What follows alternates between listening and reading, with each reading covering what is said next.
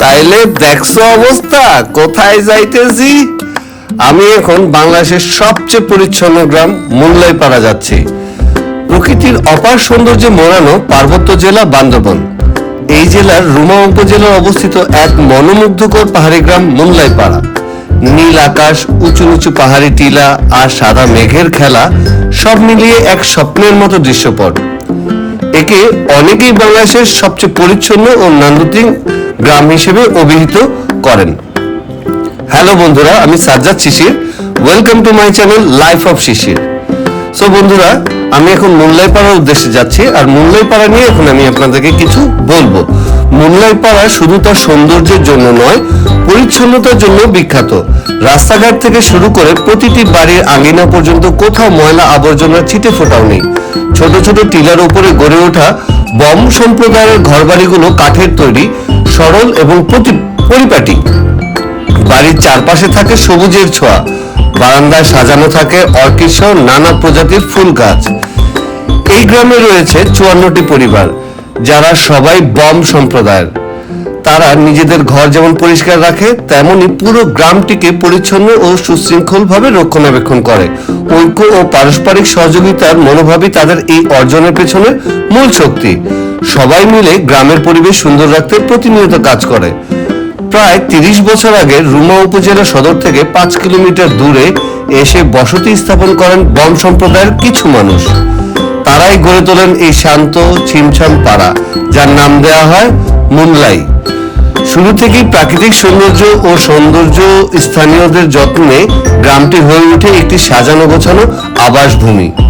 পরবর্তীতে base camp Bangladesh নামের একটি সংগঠন এখানে চালু করে মুল্লাই কমিটি বেসড ট্যুরিজম নামের প্রকল্প। এই প্রকল্পের আওতায় স্থানীয় কিছু বাড়িতে পর্যটকদের জন্য থাকার ও খাওয়ার ব্যবস্থা করা হয়েছে। রয়েছে ঐতিহ্যবাহী বাঁশ নৃত্যের আয়োজন, ট্রেকিং, 550 ফুট দীর্ঘ জিপ লাইন, নদী ও খালে কায়াকিং এর সুযোগও। মুল্লাই ট্যুরিজম প্রকল্পের সংশ্লিষ্টরা জানান, বান্দরবন সদর জেলা থেকে মাত্র 2 ঘন্টার মধ্যে মুল্লাইপাড়ায় পৌঁছানো যায়। রুমা সদর থেকে পাহাড়ি পথ পাড়ি দিয়ে মাত্র 3 কিলোমিটার গেলে এই অপরূপ গ্রামটির দেখা মেলে। সকালে বান্দরবন থেকে বাইকে রওনা দিলে দুপুরের আগেই পৌঁছে যাওয়া যাবে। এই গ্রামে রয়েছে পাহাড়ি ইকো কটেজ, যেখানে অবস্থান করলে মিলবে বম সম্প্রদায়ের রান্নার স্বাদ। চাইলে পর্যটকরা রাতে বারবিকিউ বা ক্যাম্পফায়ারের আয়োজন করতে পারেন। 2-3 দিনের জন্য খাবার ও থাকার খরচ থেকে প্রায় 5-6 হাজার টাকা খরচ হতে পারে। বান্দরবন থেকে যাতায়াত খরচ বাবদ লাগতে পারে আরো 3-4 হাজার টাকা যদি আপনি চাঁদের গাড়িতে আসেন। আমি মূলত বাইকে এসেছি, তাই আমার খরচটা একটু ভিন্ন রকম। সো আর হচ্ছে গিয়ে মুল্লাইপাড়া কমিটির সভাপতি ডেভিড বম জানান, এই গ্রামের মানুষ কখনোই তাদের ঘরে তালা দেয় না। এখানে চুরি নামক শব্দটি যেন সম্পূর্ণ অচেনা। কেউ কেউ আছে যিনি ঘর খোলা রেখে বাইরে চলে যায়, কিংবা ঘরের কোনো জিনিসপত্র কখনোই চুরি হয় না। এমনকি রাতের সময় যখন ঘুমায় মানুষ, তখন খুবই নিরাপদ থাকে। আশ্চর্যের বিষয় হলো, এরা যখন ঘুমায় তখন এরা ঘর খোলা রাখে এবং প্রতিবেশীরা সেই ঘরের দায়িত্ব নিয়ে পাহারা দেয়। কারণ বম সম্প্রদায়ের মানুষ একে অপরের পরিবারের সদস্য হিসেবে বিবেচনা করে, এবং বম সম্প্রদায়ের মধ্যে ইউনিটিটা একটু অন্যান্য সম্প্রদায় থেকে একটু বেশি। ওরা একে অপরের সবসময় পাশে থাকে, বিপদে আপদে সবসময় ওরা একে অপরের পাশে থাকে। এবং আমি এখন মুল্লাইপাড়া যে যাচ্ছি, সেই মুল্লাইপাড়া হচ্ছে কি ইউনেস্কো স্বীকৃত একটি গ্রাম, যে ইউনেস্কো স্বীকৃত দেওয়া হয়েছে যে পৃথিবীর মধ্যে সবচেয়ে পরিচ্ছন্ন সুন্দর গ্রাম।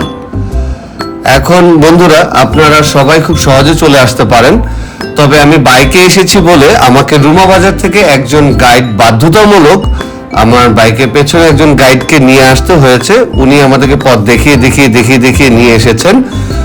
তো গাইড ছাড়া এখানে আসা সম্পূর্ণ নিষিদ্ধ, গাইড নিয়েই আপনাকে আসতে হবে। যাই হোক, এনিওয়ে বন্ধুরা, আমরা মুল্লাইপাড়া পৌঁছে গিয়েছি। তো এখন দেখবো ঘুরে ফিরে মুল্লাইপাড়াটা কেমন। সো চলুন বন্ধুরা, আরো বিস্তারিত দেখবো। আগে নিজে একটু দেখে নিই। বাইকটা পার করে আমরা এখন নিজেরা একটু ঘুরবো, আর বাকি আলাপ তো আর হবেই। চলুন।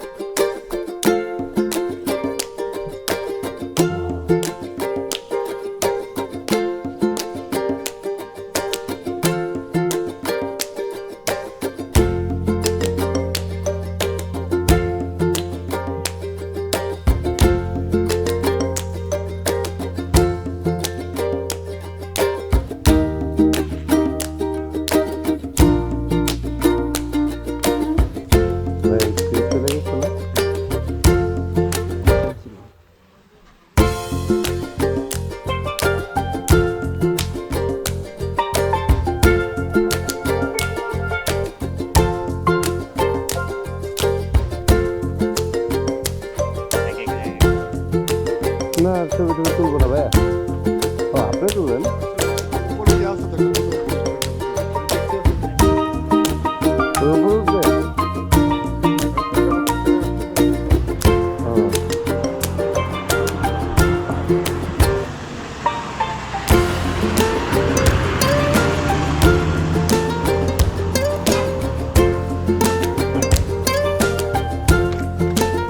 ভাই একটা ফটো প্লিজ কিস মেরি ফটো কোন দিকে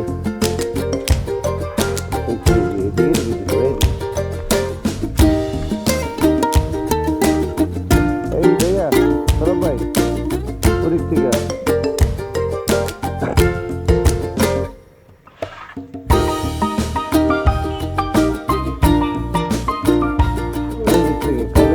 অন্ধকার আসবে কেউ দিচ্ছে তোরা অন্ধকার লাগবে ভাই সূর্যের ওপর উঠে না হ্যাঁ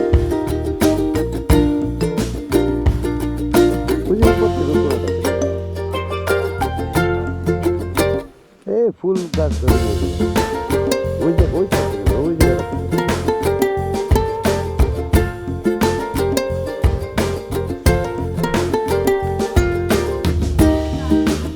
ভাই এইটা না আমার দরকার ওইটা আসতে নেই এইটা দিয়ে কে তোলে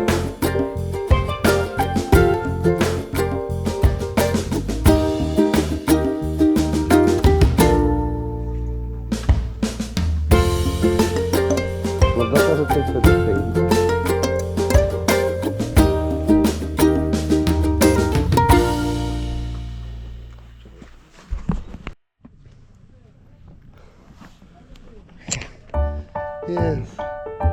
আমরা এখন মুনলাইপাড়া আছি মুনলাইপাড়া টপের ওই রেস্টুরেন্টটাতে উঠবো যাই উঠি কি হয় এখনো ভালো লাগতেছে